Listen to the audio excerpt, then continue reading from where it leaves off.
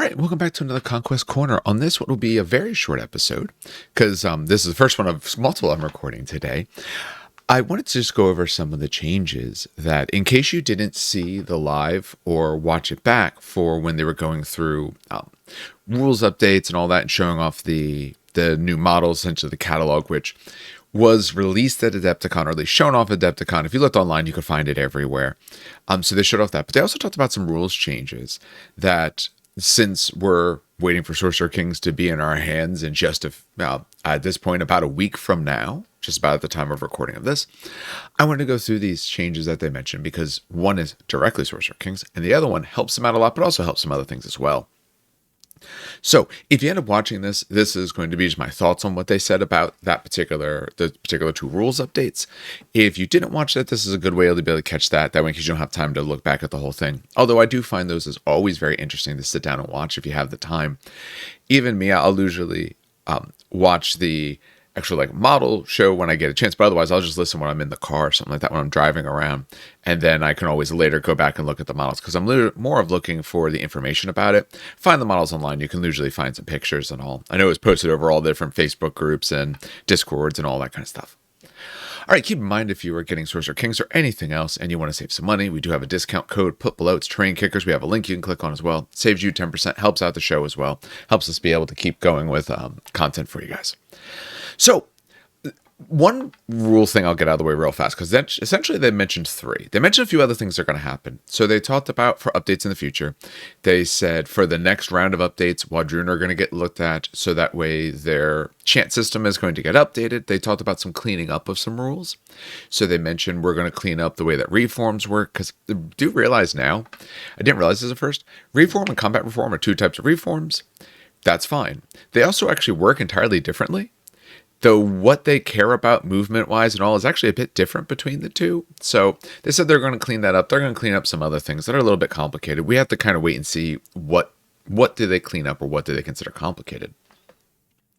One thing they talked about that is of particular interest to me as someone who plays primarily Old Dominion currently is brittle. They said coming down the line at some point, we don't know. I don't know if they said exactly when, if it's going to be this update or a future update, but they talked about adding a new keyword, brittle. Brittle is like tenacious, but auto taking a damage. So when you take hits, just take one extra total from the block of hits that you end up taking, or one extra wound. I should technically say one extra wound, not a hit. One extra wound. So unless they meant hit. I mean, we'll have to see the exact word. I believe they said wound, but you never know until you actually see it in front of us.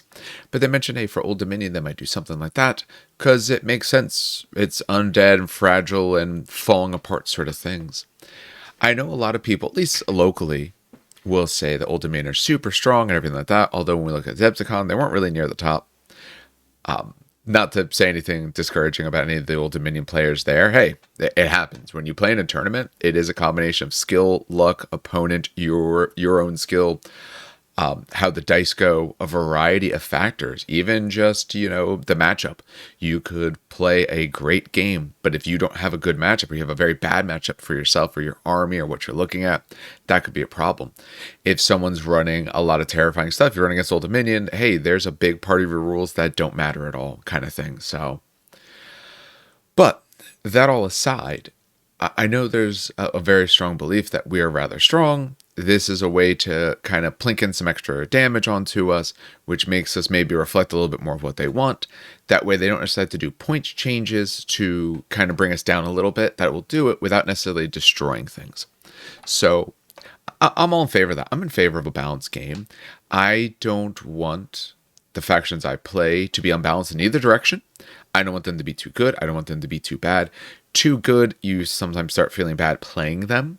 Or if you're beating up on all your friends, that doesn't feel very good. And sometimes it's hard to downplay certain things.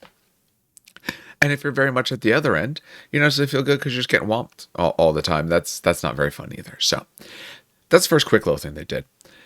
Two other changes. Let's mention the one only affects Sorcerer Kings. And I think this is maybe the biggest of the two. They said, okay, well, let's keep in mind how rituals work.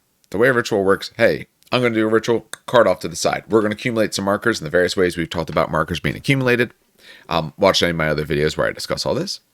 All right, you got markers. I got enough markers. So it goes in my discard pile. Next round, it goes in as card in the stack. Now, previously, what would happen? you would have that card there in the stack. And when, sorry, just tightening the microphone. And when that card comes up in the stack, boom, do card effect, goes back to your opponent. So it was drawn like a card, played like a card, nothing else special.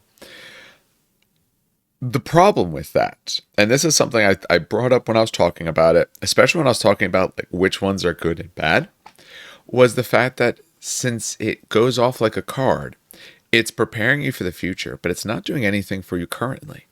That's a problem because that could mean that your opponent essentially, not exactly double activation, but let's face it, if they're going with, let's say it's, I don't know, round 4. To me, round 4 is when Conquest really happens. Now is your deck matters. Your order truly, truly matters at this point. Because usually there's the point when we're starting to actually smack into each other. And if I choose the wrong unit to go first, I might do something that you can respond back to and really punish me for it. So if you want to start with one of your rituals early, that effectively could mean your opponent, if they go first, they get first activation, you prep a ritual, whatever good it may do. Don't get me wrong. Some of the rituals are very good. Honestly, if you're doing Sorcerer Kings, I want to do rituals. I'm playing Maharaja as my warlord because rituals are my thing. But I do my ritual and then you get to go again. So you could have 2 full unit activations, potentially have a character unit, and if you stacked it right, character unit. So you could have, if you have some casters, you have some fighters, you're already in combat, whatever it may be, you might get a lot of things in the time that I've done one card. Now, again, I don't want to downplay the sorts of things that some of these cards can do. And I know one of them, I was trying to look up the names because obviously I haven't played it yet, so I'm not good yet at remembering the various names for all the different ones and what they do. I know mostly the things that they do, but I don't remember yet all their various names. Which one is the one I'm looking for? Conflagration, so an out of sequence spell casting action. That's a legitimate action because that's essentially what a character could do. What's the other one? Obviously, other ones that are useful is like Fire Domain. Hey, they don't get the draw events for the next 2 cards, things like that. Oh, Farsight. Draw the next 3 command cards from your stack, put them on top in any orders, then draw and activate your next command card. So there's one that you don't necessarily lose an activation on. What they said was, when you're done with the card, you'll look at the card underneath, and depending on if it's Court of Fire or Court of Air that your ritual is, if the unit underneath is of the appropriate court, then that unit may chain activate. So much like a character can chain activate, your character goes, look at the card underneath. If that's the unit your character's in and that unit hasn't gone yet, they may go. Same idea here, but it just matches based on ritual. I am curious what they're going to say related to Farsight, because Farsight doesn't tell you can't do additional. We'll have to see exactly what they say there. I'm curious if they'll even rule it yet or just kind of let it go or what they're going to do with that. But to me, this really improves what these rituals can do. So pulling them up here, if we're thinking about what we can do, so now we take a look at, we were saying conflagration before. If you're doing conflagration, you essentially are getting your caster to go, be able to do a spell, and then you could have, say, the Ifrit underneath of it, or your goals, if they're related to fire, whatever it is, go next. So it's kind of like the character going, their unit then going. In actuality, depending on how they word it, we'll have to see exact wording on this. You could potentially do even more of a chain. I'd like to think they're going to say you can't do other than that, but we'll have to kind of wait and see exactly what they say. Because otherwise, theoretically, if your character was of the correct court, they pull their card, they go, and then they could pull the card underneath them. So maybe. I hope not. That might be starting to get way too much, but maybe. Yeah, when I looked on the Discord, no one has said much of anything yet. I'm very interested to see what they do. I would like it to be that Farsight might still allow you to do that, because otherwise it's not really much of a bonus. Okay, you get to rearrange your cards, but maybe an extra card draw for that. Not too bad. For character being able to draw into unit after that, that might be a little bit much. But hey, they're letting us do some stuff. So I'm very excited about that. I think that's really it's going to help this army keep tempo. A problem I was seeing with Sorcerer Kings is that they really start to slow down. Again, rituals are good, but they have a particular effect, and then your opponent still gets to go, depending on which ones you get, or if you get the right timing. Like, again, Spiteful wins. Their charge value is March +2. That is super strong if the next thing your opponent was going to go with after you was the thing you were worried about being charged. So like, oh, they're going to hit me with this unit. That's what was going next. But if instead it's another unit that has a really good option into you, so rarely is it that you have like, this is the only front. You usually have some fronts in different spots. So you planned this side, and guess what? They were activating this side. Or this side went first because they won the roll-off. You spiteful wins into it, or a different unit near there, and now they hit you with the other side. They essentially could do tons of damage to you before you get that counter back. This gives you an option of being able to counter back and be able to keep your tempo. So I do feel this was needed. Now, that might mean some of the rituals need to change in the future. These rituals were probably written with that idea in mind, and it might become that some of them are a little bit too much then. I don't currently feel that way personally. I think most of them are honestly fine. I think now some that I wasn't excited about before at all, like Saif. The next two friendly regiments that get their command cards, draws, get opportunists, special rule. That was nice, but you couldn't really control it. Now I can at least put that in. If I'm noticing where my opponent is positioned, I'm sort of at the flank. I don't have to worry about, let's say, okay, it's air. Let's say it's a Steelborn. Or Steelborn or Steelheart, whichever one it is. I can't remember which one is the name. Do I have it here? No. There we go. Steelheart. I know I had this somewhere. So if we're taking a look at a unit of Steelheart. All right, so if we're talking about them, hey, let's say they were on to the side of someone. But using Safe, the problem was if my opponent then went, they might either say charge into me because they can see me, charge past me, cause me a problem. Now I could just have their card underneath, which means now when this spell goes off, I can make that my opportunity. Boom, have them go immediately. They get the bonus for those sorts of things. So I do think that helps some of these that were feeling kind of lacking. Some of them I loved, some of the ones I wasn't so big on. To go back through now and discuss, I'm pretty happy with pretty much all of them, except one.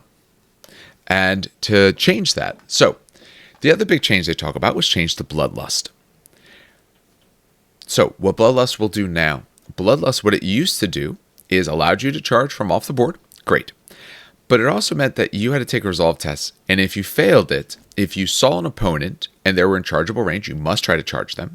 So they might be needing a 6 on the charge. You fail it, now your entire turn's done. If you could see them but were not in range on this failed resolve test, then you had to move towards them. And if you can't see any opponents at all, and again, you fail that resolve test, you had to move towards their board edge. So it meant you lost control of your units. Now, some units had good resolve. Some of the units we have here do not have that. So we're going to talk about the different Bloodlust units and all of that as well. But that meant you lost control of your units potentially easily. Goals had a particular problem because they're like Resolve 2, which means even if it's a big enough unit, they're probably at 3. I'm not taking them big enough to get more than that. So it means 50-50 chance I don't even get to do what I want with those units. That's a very, very big problem. So what they did now, Bloodlust is going to be that you still may charge from off the board edge, but you can't withdraw from combat. So I don't withdraw from combat much. I'll be honest. I'm sure there's tactics for it. I do that with my horses when our Cataphracti, when I have my Strategos give me the ability so I can reform, turn around, charge back into people, kind of things like that. But short of that, I don't leave combat. I don't really want to leave combat. I don't think it does you any good and you take some damage going out, so I stick around. So overall, I think it's an absolutely amazing change for that. I think it means that these units now have a bit of a bonus. Not being able to leave is a downside. I don't think it's that big of a downside, but it is a downside. And it means that you don't lose control of some of your units. I don't think before it was as necessary, although I do know some people who didn't play Braves for Wadroon because of this. However, now with an army that has multiple additional Bloodlust units without that super strong resolve, or at least not in unit sizes you would get the strong resolve in, meant you were going to lose control of a big amount of your force. That starter box would have came with 6 stands, let's call it a unit, you could call it 2 units, and you're free if you did them as close combat instead of range. That's most of the box you don't have control over if you miss these tests. They're just going to do whatever they want. You're not going to be able to sit on your objectives. You're going to rush away. All that sort of things are problems. That does mean Intrusive Thoughts is not nearly as good, because what Intrusive Thoughts, originally when I talked about it, what that was going to do for you, you put down the opponent, maybe they're sitting on an objective, and you're forcing them to take that resolve. They fail it, they're going to walk off the objective, or maybe try and charge you. So you get some more control. This is good, though, if you do know it's an opponent who does want to leave, and then would try to leave the combat, you can then keep them from being able to leave. Again, I think Cavalry is the biggest spot for this, because Cavalry could leave and then charge something else, depending on line of sight and all. So I do think that's a thing. I'm much less concerned about that, but I like others more than I used to. I used to really like Intrusive Thoughts, but some of the ones I was down in, like Safe and all, I now like them a lot more. So losing one to gain 2 or 3 different ones, I really like. So, very briefly, talking about these. Your 2 close combat big brute units were Bloodlust. Now, they don't really have a way to get Vanguard. At least currently, we don't really see that. So they're not really getting Vanguard much here. Although they both have impact. So at least you could charge in. If someone's near the edge, move forward, charge. You can get those impacts into them. You can actually start getting some damage dealt in. And you might not care about getting a swing that turn. Because if you get into the opponent correctly, they're now having, especially if you can get into like a flank of them, now they're having to choose either Inspire or Turn to get their swings. You're hardy enough with your amount of wounds, your defense, and your resolve to kind of stick around. Then on your next go around, you get the swings in to really deal the damage out. But with Bloodlust, again, they could just be controlled. Now the resolves are 3, could go to 4 if you have a big enough unit, but let's face it, when you're running brutes, that's much more common to run 3 packs. I'm not saying that you're only going to run 3, but it's more common. So you're probably sitting at that 50-50 that you get to decide what they do. That's really rough, especially because I said this is a scoring game. At the end of the day, I want to interact with my opponent and take some stuff down. But I'm only going to win if I score objectives. If I have units that have a chance on every single round, especially late game, say they can't see any opponent because I'm fighting on the other side, that they might just start walking away and I don't have any control over that at all because I miss these rolls, now I'm just losing. Say they do a first roll, they don't see an opponent, or they even do, boom, they move forward 7. I was on the objective, now I'm 7 away and I'm facing the wrong direction, I'm not getting back. I've now lost scoring on that round. I might have lost a lot of points that round, or my opponent then could walk onto it and score it instead. So, pretty big on them. Even bigger on the goals, because they're resolved too. The other big thing is they have Vanguard. So this is a unit that could Vanguard onto the board, charge, and get the attacks. So it can actually get the full bonus in every way from Bloodlust. And it no longer is just going to be pulled around the board in any way that you wish. Not being able to leave combat is fine. They're there just to pummel onto things that they can do and to hold people up to make you waste your attacks on 3 wound stands. So I think that's actually really huge for this faction. When we talk about other factions, though, some other spots where we see it. So let's pull. We were talking about Wadroon. We'll go to them real fast. Braves can take it. Braves have Bloodlust. Like I said, I know some people who were really iffy on taking them, just because the charging from off the board is not as important for the moment, because you can get impact. You can actually, through characters, you can get impact too. If you're taking a Chieftain, Shock Assault, then you could actually give them +1 on those impacts, but you can get to impact and all of that. So they do have some options for that. It is Death's Gaze. You get impact and Glorious Charge if you got enough stands. But otherwise, you can at least get into people. Especially if it's a shooting unit, you could get into them, and now they're at least not shooting. So even if you do the move and charge, you're not getting any swings, you don't have any impact, let's say, you're stopping them from shooting. The other week when I was playing as Bow Chosen, my goal was to hit them. Now, Bow Chosen are actually reasonably good in combat, but still, hit them. I'm much more concerned about their shooting. You don't have your shooting now, I'm in a better position. There is, that's about the main points of Bloodlust, looking at them. There might be some other little combos that I'm not thinking of right this moment. Other big thing is Nords. There, Nords.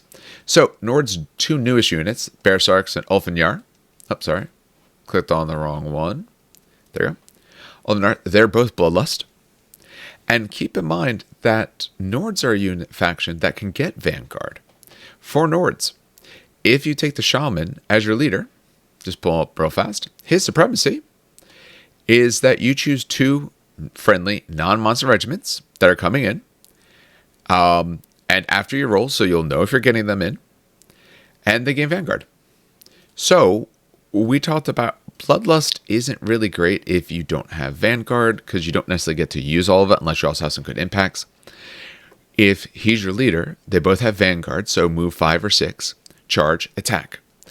especially strong maybe for the Bear Sharks because they're the unit with the cleave and the line breaker. So for that unit that you're super worried about getting hit or hitting you, you can absolutely get into them.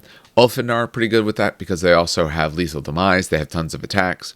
So at least they can hit some people. Maybe they don't do they do damage through the fact they have a lot of dice to roll.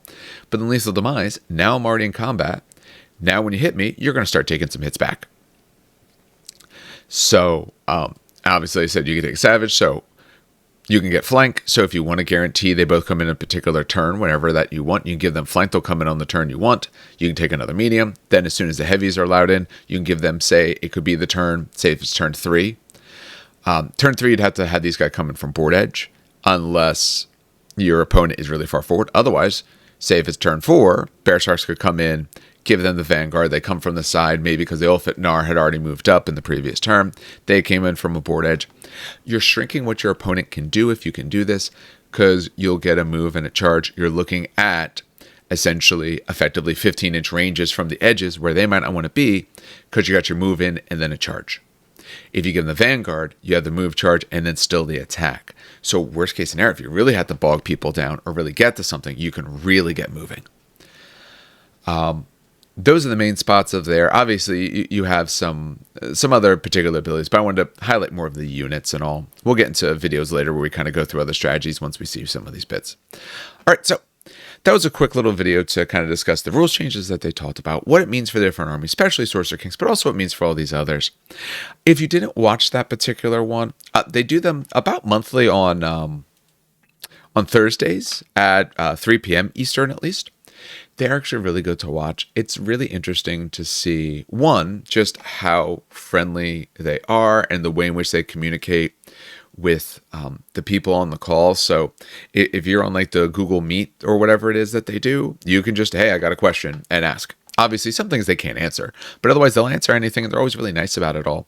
You ask anything in the Twitch, they'll try to get to it or have at least someone on the team talking about it and all. And then just to see kind of the thoughts, the process into the minds of some of the people who are putting together the game. I do find that is really useful, and especially I liked listening to their discussion of the way they saw the units, because I wanted to see, do they see them the same way I do? Because then that means, hey, maybe I'm on the right track, or if there's a bit of a difference, maybe they tell me something I didn't think of, or maybe like, oh, I thought of a plan they didn't, because that happens as well. Let's face it. The best way to figure out how good something is when you have thousands upon thousands of people playtesting it because it's out in the wild.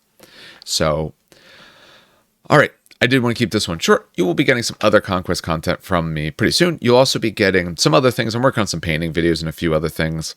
It gets into the busy season right now at work, but then that dies down pretty quick. But I'm trying to get out what I can through this busy season right now. I also have ways to be able to do some more dedicated battle reports and all, so we'll be having more of those coming out very soon. I'm just trying to work on a few things. Once that's together, we'll be able to hopefully put out a lot more of those. Like I said, we do have an event on the 14th. As of time recording of this, that's about 2 weeks away. If you happen to live in New Jersey or near New Jersey and want to travel to New Jersey, it's a Sunday. I'll put the BCP link underneath. We're going to use the app to run it, but BCP for people to sign up and to be able to track all the information related to it. Sorcerer Kings are fully legal.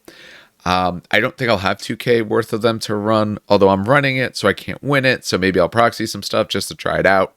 Like I said, I'm going to make it where I can't win no matter what happens. So then it doesn't really matter because I'm not going to take any prizes. So we'll see. But other than that, like I said, if you're looking to buy any Conquest, we got the discount code in the show notes. You can use that, save yourself some money. Otherwise, have yourself some good hobby and some great gaming.